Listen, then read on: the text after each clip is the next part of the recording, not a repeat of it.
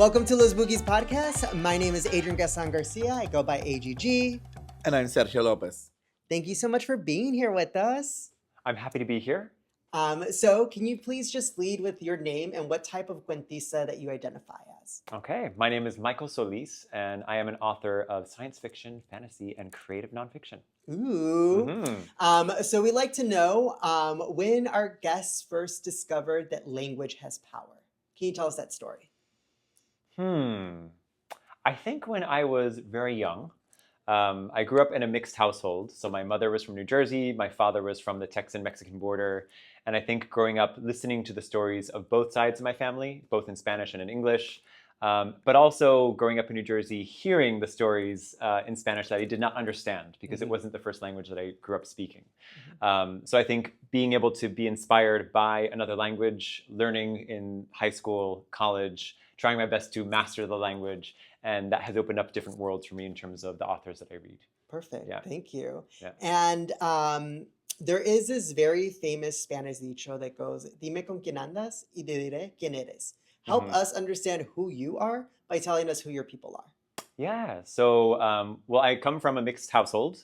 In terms of my side, the Texan-Mexican family that I have, which lives mainly in Texas now. My family also in New Jersey, which is more of a European mix. I am part of the LGBTQIA+ communities. So these are definitely many of the people that I walk with. And I think people who are open, inclusive, honest, transparent, and live with authenticity would be the people that I try my best to surround myself with. I've lived internationally for a long time across many different countries, and I've been able to find these wonderful, glorious people all over the world, which has been fantastic. And you currently live not in the US, right? I currently live in Geneva, in Switzerland. Yeah, after 9 years living in Kenya and Sierra Leone. And you came to New York just to do this interview with us, and that is why you're not kidding. Exactly, I came, but I also came to spend time with family, of course, to attend the Latinx Storytellers Festival. And then next weekend, I have a book festival in Princeton University. So I'll be bringing my book there. Yeah. So we want to know, what is your one favorite line or sentence that you wrote that you feel like, oh my God, I can't believe I wrote that. That's so good. Like, take us with you to that moment. Okay, I'm going to flip into the book. So let's see. So it says, looking on from high at Achuan's vast green expanse below, there's nothing more I can ask for, at least not from this existence. The pieces of my reality have arranged themselves into a completed puzzle that I'd never change. Not even if someone handed me a box of brand new pieces for the exact same scene. I find value in the old ones with their wrinkles and those places where the stickers have lifted up from the cardboard. Those are the pieces that make history a legend that contains value in each and every detail. Just like the comparison of life to a puzzle and all the pieces arranging themselves. Oh, perfect. Thank you so much. Yeah. Awesome. Well, I'm going to ask you 4 quick questions, call us rapiditas. Answer them with the first thing that comes to your mind. Okay.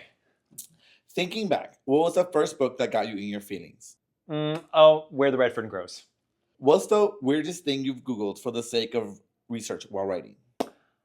How do moths transport themselves and navigate with light and everything? Yeah. What is your favorite word? It can be Spanish, Spanglish, or English, or any other language. I do lots of yoga in Switzerland, and it's all done in French, which I don't really speak very well, but they always say, like, lift your arms doucement, which means sweetly. Like, yeah. So sweetly, I guess, yeah. What is one of your hot takes, unpopular opinions? Popular opinions. I think they come from a place of interest, but I always question them. There's a bit of a question mark that I have with hot opinions. Those are las rapiditas. Okay. A couple more questions for you. Yeah. What are you currently reading?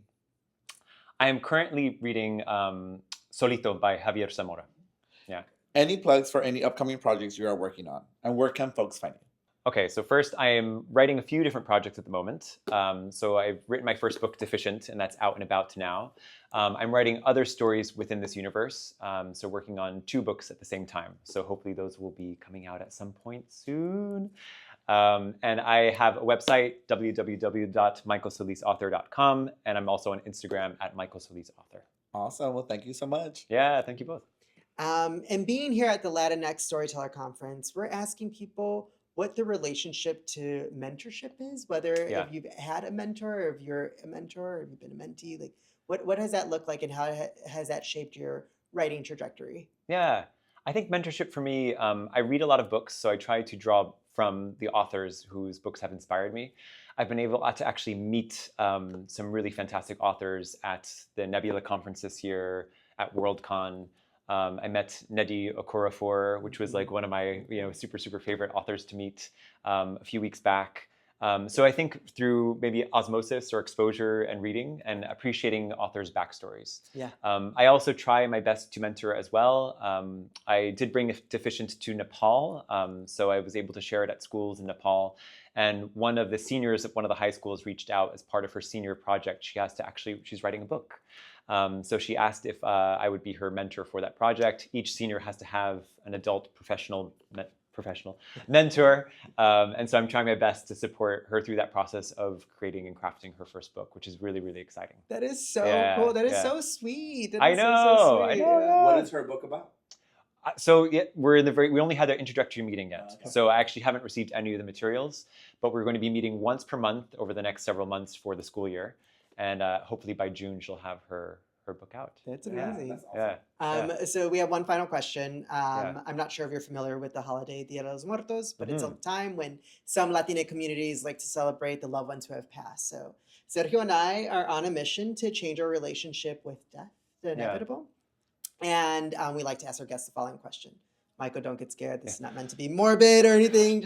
But let's say that you're tasked with writing your final literary piece of work, and it so happens to be your obituary. Can you read for us, what does that opening line look like? He lived happily, fully, and sweetly. Doucement. Thank you so much for being here. All right. Appreciate you. Thank you both so much. It was a pleasure. I like that.